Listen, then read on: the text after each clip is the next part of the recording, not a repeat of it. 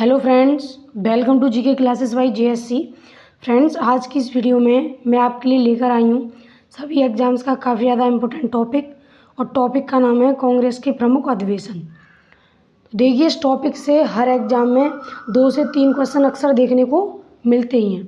तो आज इस वीडियो में एग्जाम ओरिएंटेड फैक्ट्स को हम देखेंगे जो कि एग्ज़ाम में पूछे जाते हैं और प्रीवियस एग्जाम में पूछे भी गए हैं। यदि आप किसी भी एग्ज़ाम की तैयारी कर रहे हैं तो यह वीडियो आप सभी के लिए काफ़ी ज़्यादा बेनिफिशियल होने वाली है, काफ़ी इम्पोर्टेंट वीडियो है। तो वीडियो के एंड तक बने रहिएगा।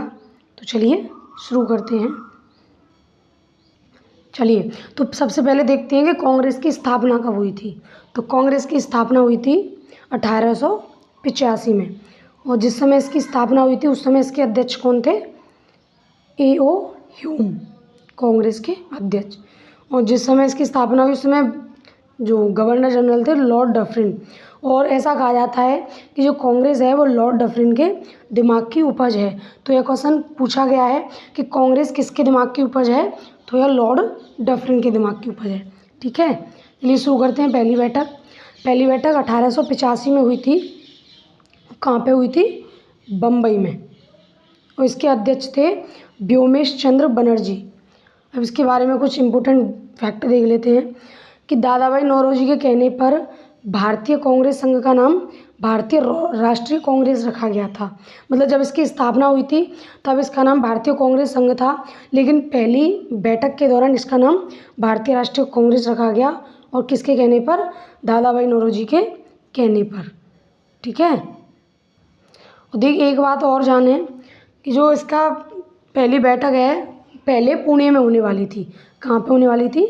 पुणे में। लेकिन पुणे में प्लेग बीमारी फैल गई, इसकी वजह से इसको बम्बई में कर दिया गया। ठीक है, तो ये इम्पोर्टेंट है, ये पूछा भी जा सकता है कि सबसे पहले जो कांग्रेस की पहली बैठक है उसका आयोजन कहाँ पे किया जाना था, तो पुणे में किया जाना था, लेकिन प्लेग फैलने के कारण इसको बम्बई में कराया गया। ठीक है, तो चलिए देखते हैं आगे। बात करें दूसरी की, तो अगली बैठक हुई थी 1886 में। वो कहाँ पे हुई थी? कलकत्ता में। इस समय इसके अध्यक्ष थे दादा भाई नौरोजी। बात करें इसके बारे में तो दादा भाई नौरोजी को भारत का वयोवृद्ध पुरुष कहते हैं। यह कांग्रेस के 3 बार अध्यक्ष बने।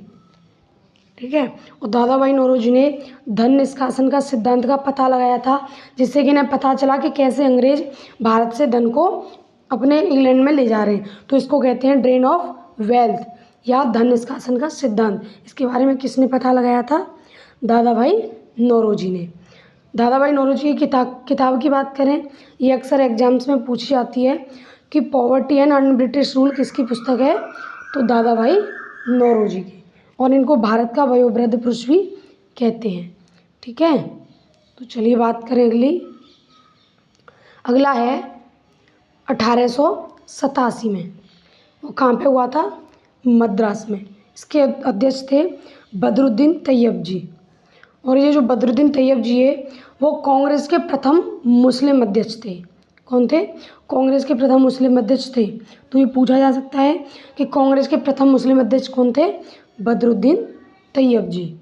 ठीक है, तो चलिए बात करते हैं अगली के बारे में। अगला है 1888 में।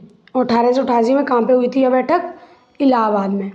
और इस समय इसके अध्यक्ष थे जॉर्ज यूल, जो कि कांग्रेस के प्रथम विदेशी अध्यक्ष थे। कौन? George Yule. तो कांग्रेस के प्रथम विदेशी अध्यक्ष कौन थे? जॉर्ज यूल थे।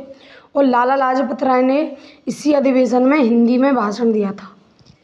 लाला लाजपत राय ने अपने इसी इलाहाबाद के अधिवेशन में हिंदी में भाषण दिया था। ठीक है, तो चलिए बात कर लेते हैं आगे। अगला है 1896 का। देखिए, वैसे तो भारतीय राष्ट्रीय कांग्रेस के कई सारे अधिवेशन हुए थे, कम से कम हुए थे 25-30 या उससे भी ज़्यादा, लेकिन हम इसमें प्रमुख अधिवेशन के बारे में ही डिस्कस करने वाले हैं। ठीक है, तो अगला है 1896 में, जो कि कलकत्ता में हुआ था।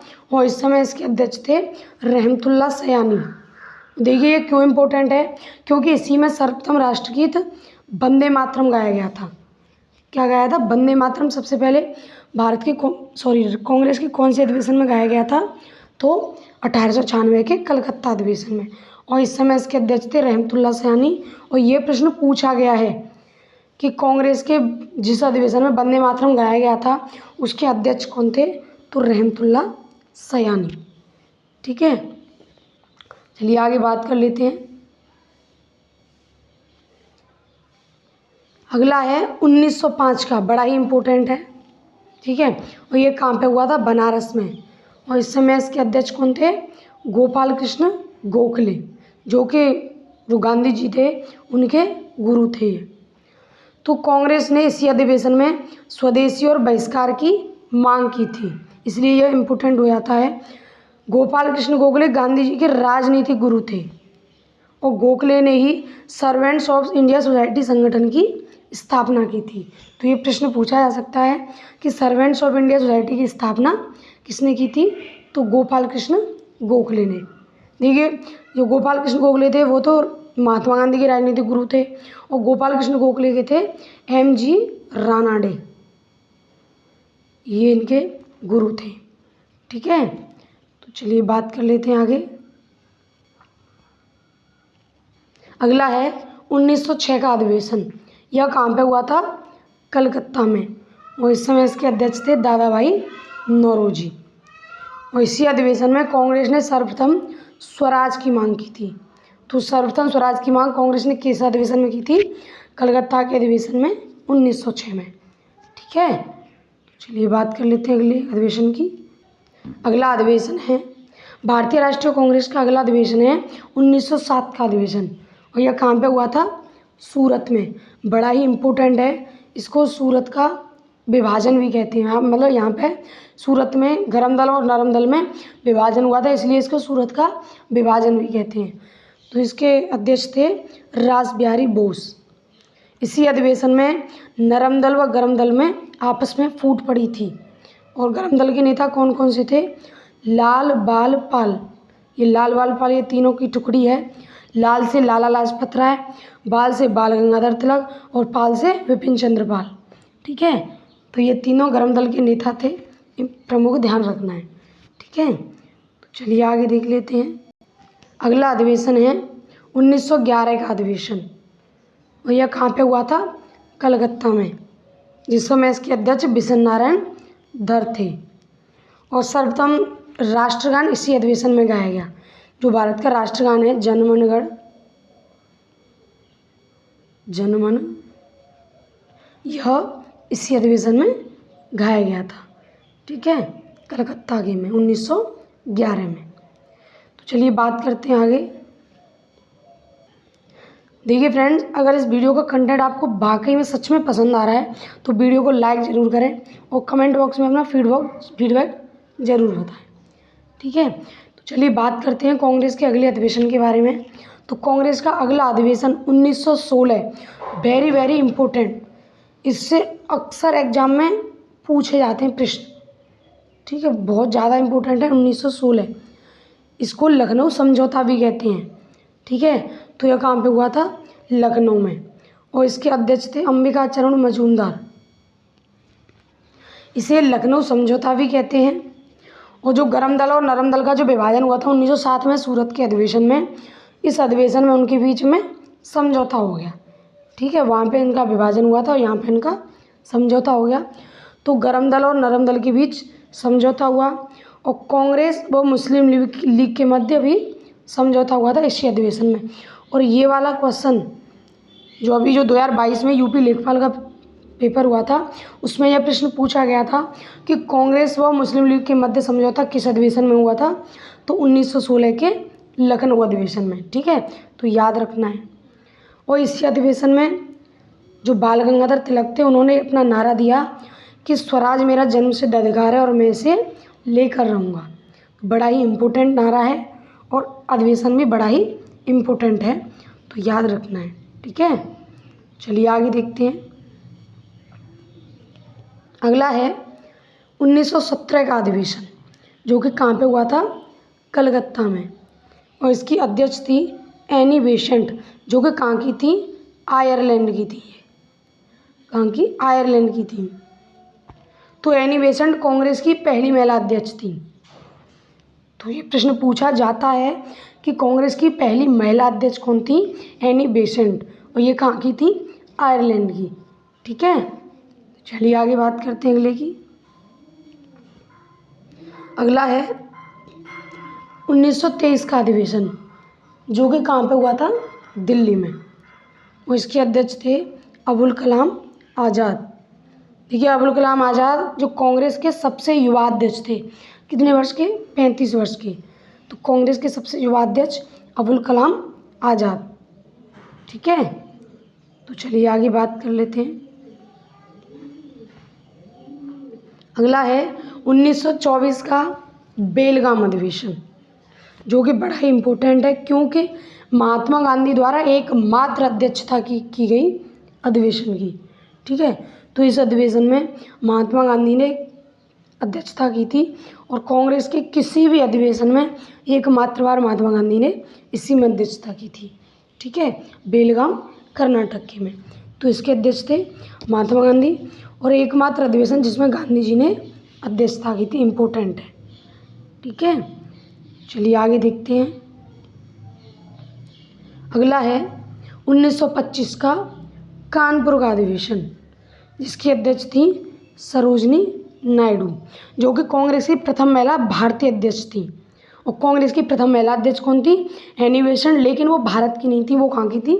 आयरलैंड की थी। और कांग्रेस की प्रथम भारतीय महिला अध्यक्ष थी सरोजनी नायडू। और देखिए, जो आगरा में एसएन मेडिकल कॉलेज है वो इन्हीं के नाम पर है, सरोजनी नायडू मेडिकल कॉलेज। ठीक है, जो कि आगरा में एमजी रोड पर है, वह इन्हीं के नाम पर रखा गया है। ठीक है, तो चलिए आगे देखते हैं। अगला प्रश्न है 1929 का लाहौर अधिवेशन, बड़ा ही इम्पोर्टेंट है और इससे प्रश्न पूछा भी गया है। और इसकी अध्यक्षता किसने की थी? जवाहरलाल नेहरू ने, जिसमें पूर्ण स्वराज की मांग की गई। किसकी? पूर्ण स्वराज की। तो ये प्रश्न पूछा जा चुका है कि कांग्रेस के किस अधिवेशन में पूर्ण स्वराज की मांग की गई थी? तो लाहौर अधिवेशन में, जिसके अध्यक्ष थे जवाहरलाल नेहरू। और जो लाहौर है वो किस नदी के तट पर स्थित है? रावी नदी के तट पर। कौन सी नदी के तट पर? रावी नदी के तट पर स्थित है लाहौर। और जवाहरलाल नेहरू ने रावी नदी के तट पर झंडा फहराया था। ठीक है, चलिए आगे देखते हैं। अगला है 1921 का कराची अधिवेशन, जिसकी अध्यक्षता सरदार वल्लभ भाई पटेल ने की थी। लौह पुरुष सरदार वल्लभ भाई पटेल। इसमें जो गांधी जी को काले झंडे दिखाए गए थे, और काले झंडे क्यों दिखाए गए थे? ऐसा माना जाता है कि जो भगत सिंह, राजगुरु और सुखदेव, इन तीनों की फांसी को गांधी जी कहीं ना कहीं रुकवा सकते थे, लेकिन उन्होंने ये ऐसा नहीं होने दिया। तो इस वजह से इस अधिवेशन में गांधी जी को काले झंडे दिखाए गए। ठीक है, और ये भारत के पहले गृह मंत्री तथा उप प्रधानमंत्री थे सरदार वल्लभ भाई पटेल। और नेहरू ने इसी में मौलिक अधिकारों का संकल्प पेश किया था कराची अधिवेशन में। ठीक है, और कराची कहाँ पे है? पाकिस्तान में। ठीक है, ध्यान रखना है। चलिए आगे देख लेते हैं अगला अधिवेशन। अगला है 1937 का अधिवेशन, जो कि फैजपुर महाराष्ट्र में हुआ था। और इसकी अध्यक्षता किसने की थी? जवाहरलाल नेहरू ने, जो कि भारत के हमारे पहले प्रधानमंत्री थे। ठीक है, ये एकमात्र या पहली बैठक मान लें जो कि गांव में हुई थी। तो कांग्रेस की पहली बैठक जो कि गांव में हुई थी, कहाँ पे? फैजपुर में, जो कि महाराष्ट्र में है। ठीक है, चलिए आगे देखते हैं अगला अधिवेशन। अगला अधिवेशन है 1938 का हरिपुरा अधिवेशन। और हरिपुरा कहाँ पे है? गुजरात में। इसकी अध्यक्षता की थी सुभाष चंद्र बोस ने। और इसी में जो राष्ट्रीय नियोजन समिति है, इसका गठन किया गया, और इसके अध्यक्ष जवाहरलाल नेहरू को चुना गया था। ठीक है, तो राष्ट्रीय नियोजन समिति का गठन कांग्रेस के किस अधिवेशन में हुआ था? हरिपुरा अधिवेशन में। कब? 1938 में। और इसके अध्यक्ष थे जवाहरलाल नेहरू, अधिवेशन के नहीं, राष्ट्रीय नियोजन समिति के। ठीक है, इस अधिवेशन के अध्यक्ष तो सुभाष चंद्र बोस थे। तो चलिए आगे देख लेते हैं अगला अधिवेशन। अगला अधिवेशन है त्रिपुरी अधिवेशन, जो कि वेरी वेरी इंपॉर्टेंट है, जिसको कि त्रिपुरी संकट के नाम से भी जाना जाता है। क्या? त्रिपुरी संकट। क्यों इसको त्रिपुरी संकट क्यों कहते हैं? सबसे पहले तो त्रिपुरी कहाँ पे है? मध्य प्रदेश में है, और इसके अध्यक्ष थे राजेंद्र प्रसाद। इसको कहते हैं त्रिपुरी संकट। इसको त्रिपुरी संकट क्यों कहते हैं? क्योंकि इसमें एक तरफ तो खड़े हुए थे अध्यक्षता के लिए सुभाष चंद्र बोस, ठीक है, और दूसरी तरफ खड़े हुए थे पट्टाभी सीतारामैया। पट्टाभी सीतारामैया खड़े हुए थे, जिनको खड़ा किया था महात्मा गांधी ने। पट्टाभी सीतारामैया को महात्मा गांधी ने खड़ा किया था, और सुभाष चंद्र बोस को, मतलब सुभाष चंद्र बोस दूसरी तरफ से खड़े थे। तो इसमें जो विजयी हुई थी, मतलब जीत हुई थी, इसमें सुभाष चंद्र बोस की हुई थी। लेकिन ऐसा कहते हैं कि जब कांग्रेस के कोई अध्यक्ष बनता था, तो इसमें महात्मा गांधी की सहमति या एक तरह से सिग्नेचर या हस्ताक्षर वगैरह जरूरी होते थे। लेकिन महात्मा गांधी चाहते थे पट्टाभी सीतारामैया को अध्यक्ष बनाना, लेकिन इसमें जीत हुई थी सुभाष चंद्र बोस की, इसलिए महात्मा गांधी सुभाष चंद्र बोस से सहमत नहीं थे, और सुभाष चंद्र बोस ने उनकी असहमति के कारण इस अधिवेशन से त्यागपत्र दे दिया, और इसका अध्यक्ष फिर बाद में डॉक्टर राजेंद्र प्रसाद को बनाया गया। तो इसकी अध्यक्षता सुभाष चंद्र बोस ने छोड़ दी, और उसके बाद बोस ने फॉरवर्ड ब्लॉक की स्थापना की, ठीक है। अध्यक्षता छोड़ने के बाद फॉरवर्ड ब्लॉक की स्थापना की थी सुभाष चंद्र बोस ने, ठीक है। तो चलिए अगला देख लेते हैं। अगला है 1940 का रामगढ़ अधिवेशन, और रामगढ़ कहाँ पे है? महाराष्ट्र में, और इसके अध्यक्ष थे अबुल कलाम आज़ाद। देखिए जो अबुल कलाम आज़ाद थे, वो कांग्रेस के सबसे लंबे समय तक अध्यक्ष रहे थे। कब से कब तक? 1940 से 1945 तक, क्योंकि इसका जो अधिवेशन होता था कांग्रेस का, वो हर साल होता था, और हर साल अधिकांश दिसंबर के महीने में इसका अधिवेशन होता था। लेकिन जो अबुल कलाम आज़ाद थे, वो 1940 से 1945 तक इसके अध्यक्ष रहे। क्यों रहे?